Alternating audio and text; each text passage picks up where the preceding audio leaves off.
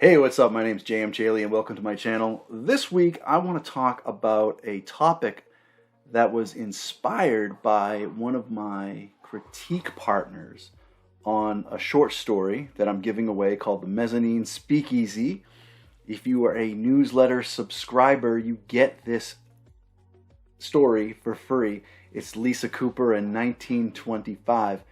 And this particular reader, this critique partner was or is a behavioral health specialist, and her comments were talking about Lisa's kind of behavior and how she was handling a very stressful situation within the story, and she was also weighing in on some of the other vampires in the story and how they were behaving in terms of their own behavior and their perceptions of reality and what was going on and how they'd lost humanity and all that sort of thing. And that got me thinking about the psychology of a vampire and what that looks like. You know, if you become infected with this curse that is weighing down on your your soul or your mindset or your convictions, your conscience, whatever you want to call it, there's this little dark motivator buried deep inside you trying to get you to do nasty things. And what does that look like? So I wanted to, inspired by the feedback that I got on this story, I wanted to delve into the psychology of a vampire.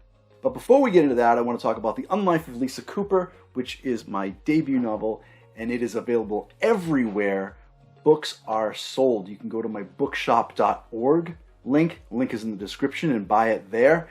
That way local bookstores will get credit for the sale, which I think is pretty cool. You could buy it on Amazon, you could buy it in Barnes & Noble, you could buy it anywhere books are sold. All the links to those types of things are in the description. But let's talk about vampire psychology. A couple of disclaimers first. One, I'm talking about my vampires. Some of this stuff may apply to other vampires in fantasy fiction, and that's great if it does, but this is mainly focused on my interpretation of vampires, which is, I tried to keep it a pretty classic view of vampires. Lisa is kind of your classic concept of vampire, inspired by Bram Stoker. She burns in the sun, she drinks blood, she turns into a bat, all the kind of stuff that you'd expect from a vampire. That's Lisa, so I'm not really going outside of the box too much here. But I do want to say that the caveat is that this research that I did is specifically germane to my vampires. The other disclaimer I'll put out is that I am not a behavioral health professional. I did a little I minored in psychology in college, but I am by no means certified or an expert or anything like that. This is just my own little dabblings into that field as it may pertain to vampires as a fictitious sort of exercise. So what I did was I latched on to Freud's idea of the ego, the superego, and the id, kind of breaking apart the personality into those zones. Now, if you're familiar with those concepts, they don't correlate to parts of the brain. It's not like your id's over here and your ego's over here or anything like that. It's more in terms of consciousness. And you can almost visualize it like an iceberg, where the ego is fully outside, above water, consciousness, right? The id is completely submerged underwater. That's your subconscious. And the superego kind of straddles both. There's a little bit of the superego in the conscious realm of thought, and a little bit of the superego in the subconscious realm of thought, and it straddles the two, connecting the connecting the ego with the id. So a quick overview of what each one of those means, so you can understand kind of my approach here. The ego is governed by the reality principle. Now, this is your perception of the world around you, what you can see with your eyes, what you can hear, what you can taste, everything around you that you are experiencing when you interact with other people, what you see as reality to you.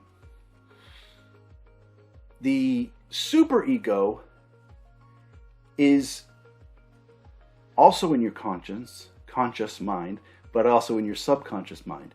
And it is trying to find sort of the best case scenario for everybody. It wants the ego and the id to be in harmony, and everything to just be in harmony and get along. This is where anxiety comes from. if what you're being driven by, your id, and I'll get to id in a moment, is in conflict with what you're perceiving as reality with your ego, you get anxiety, right? You can also get guilt, right? If these things are going against the grain and stuff like that. Because the superego also defines morality, right? So your id may say something like, look, I just want this to happen. And your ego would be thinking, well, the world works this way, and it looks like this, and that's just not going to work. And the superego is going to try to find some sort of balance between the two. And you may not be happy with that. You may be anxious about that. You may feel guilty about that. Which leads me to the id. The id is completely in your subconscious. It has no idea about reality. It doesn't understand, who the people are in your life. It doesn't understand. All it really wants is happiness. And it's governed by the pleasure principle. All it wants is for you to be happy. And it doesn't really care how you get there. It doesn't matter to the id. That's not its job. It just wants you to be happy.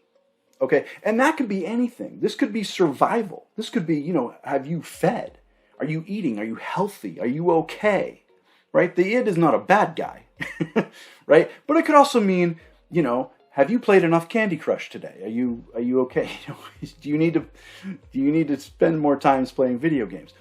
So happiness as defined by you may be different than happiness defined by someone else. And the id measured up against reality, in other words, I want to stay in bed and play Candy Crush versus I have to go to work and pay my mortgage, right? Those two conflicting ideas are settled between the superego that says, well, reality is you do need to go to work and earn money, and maybe you can play Candy Crush later. And the superego tries to find that balance so that everybody's happy. I'm oversimplifying a few things, but that's kind of the difference between the ego, superego, and id. So what the curse does when you become a vampire, the curse, at least in the very beginning, latches on in the deepest recesses of the id. And the trick that the curse uses, the Vampiric Curse, is that it convinces the id. Now, don't get it confused.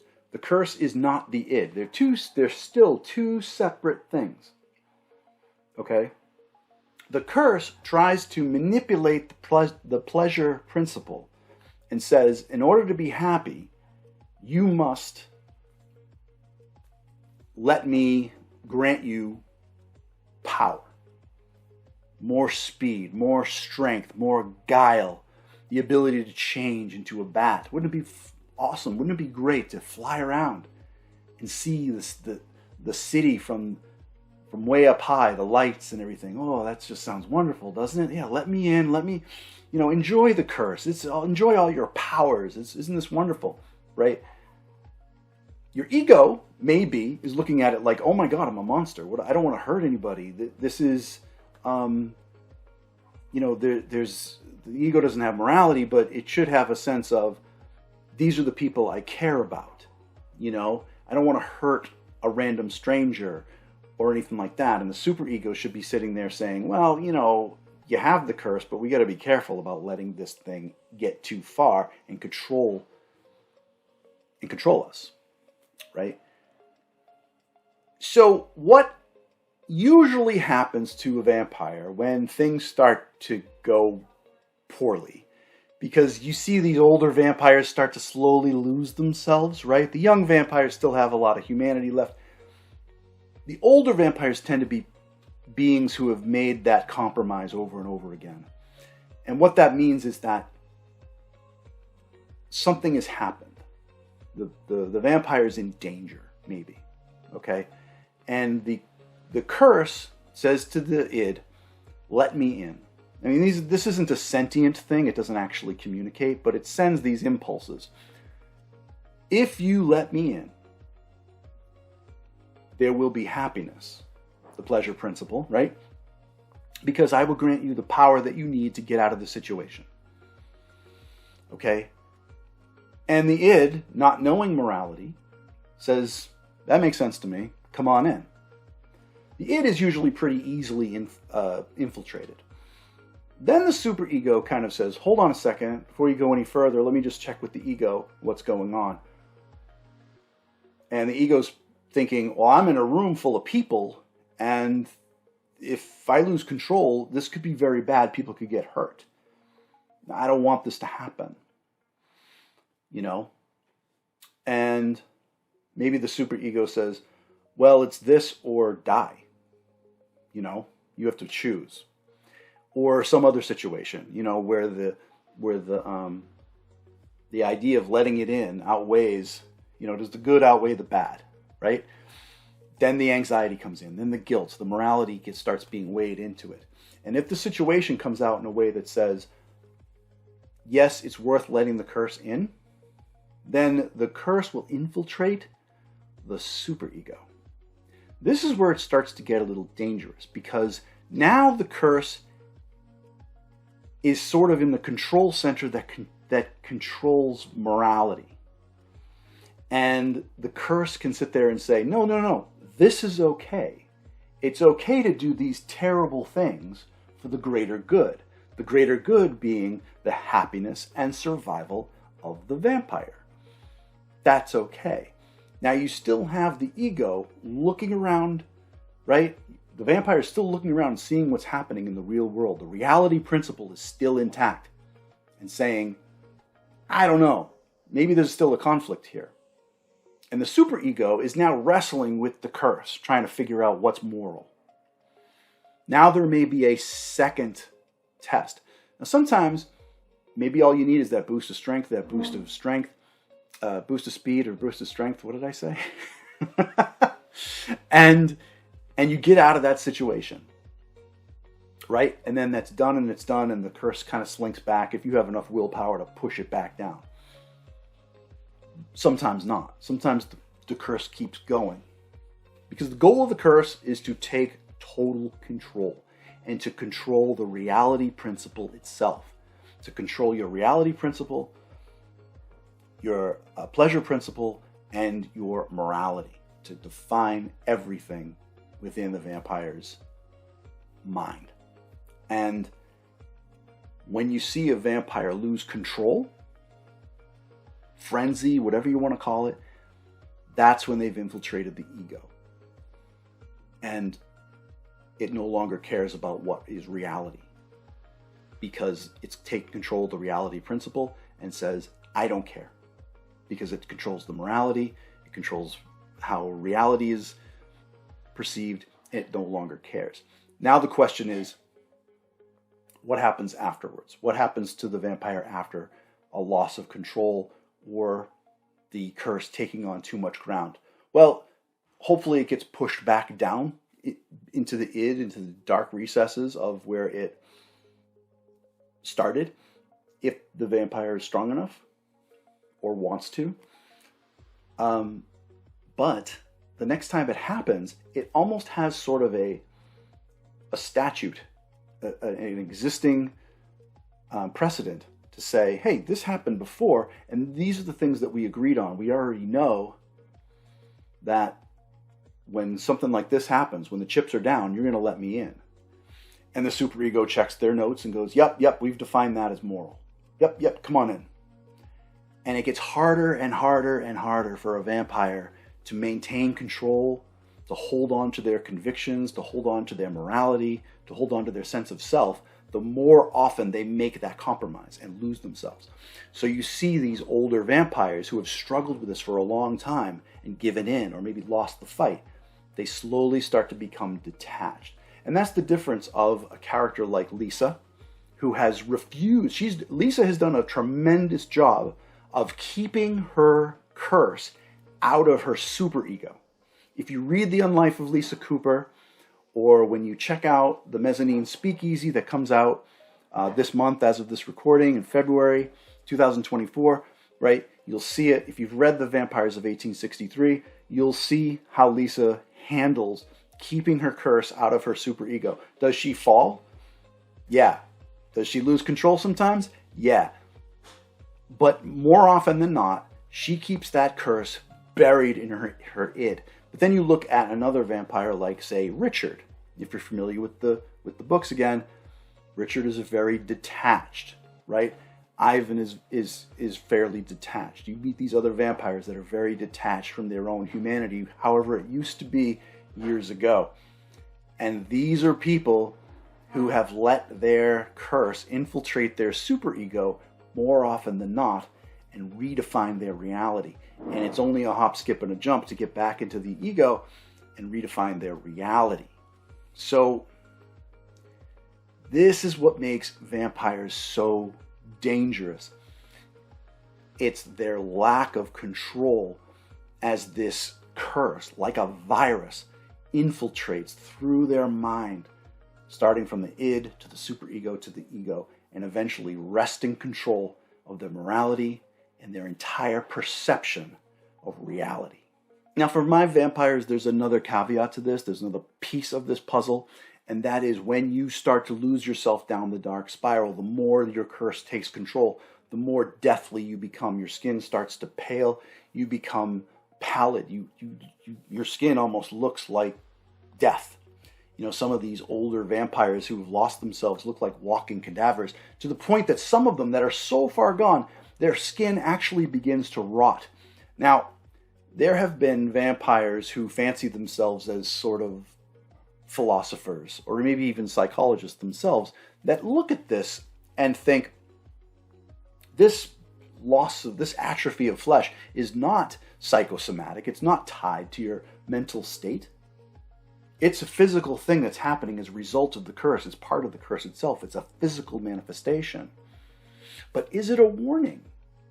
Is it a way for a vampire to be aware of how far they're falling before they actually fall? Like putting your hand on a hot stove, and you can feel the pain, hopefully, before it does any serious damage to your skin. You start to pale and realize, oh shit, I gotta be careful.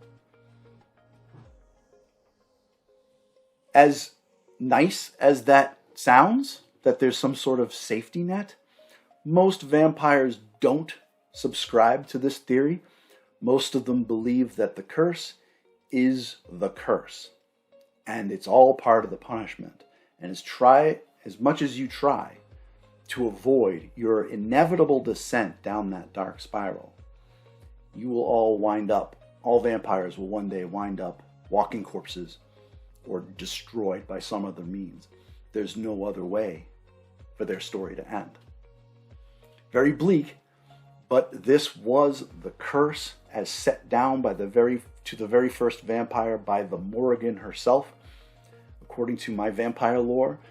And it really wasn't in the goddesses of death's nature to put in a sort of a back door or a warning sign or a safety net or anything like that. You're just screwed. So that about wraps it up. Psychology of the vampire, delving into the ego, the superego, and the id, and how the curse penetrates, chips away at all those defenses and all those kind of fail-safes within a person's psyche that keeps us grounded and keeps us moral and tethered to the real world while we're trying to just be happy. That's all people want to be, is happy. But once our happiness is redefined by the curse, and our morality is redefined by the curse, and the reality is redefined by the curse, then We're lost as vampires. We're lost. If you like this video, please give it a like, and as always, please subscribe. I post most Thursdays, and you can follow me on a plethora of social media accounts. Lately, I've been active on Blue Sky, which is pretty cool, and I'm very active on Facebook. Please follow me there. You can always check out jmchaley.com to see what's going on. Thank you so much for watching. Don't forget to pick up your copy of The Unlife of Lisa Cooper. Check out that vampire psychology in action. Some great vampire adventure right there. Thank you again, and I will see you next time.